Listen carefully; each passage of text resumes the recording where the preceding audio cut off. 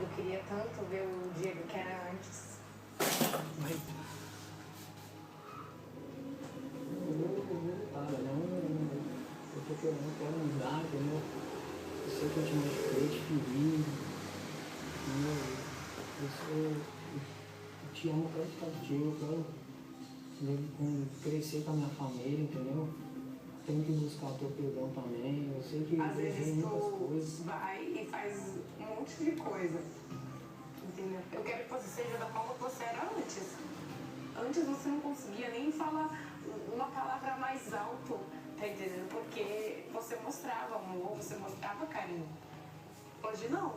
Hoje qualquer motivo é motivo pra tu se crescer, pra tu, na frente das pessoas, tu me tratar com ignorância, tu querer me rebaixar.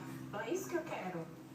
Quero pedir perdão por tudo que eu fiz, todas as palavras mal colocadas, toda vez que eu não te dei ouvido, entendeu?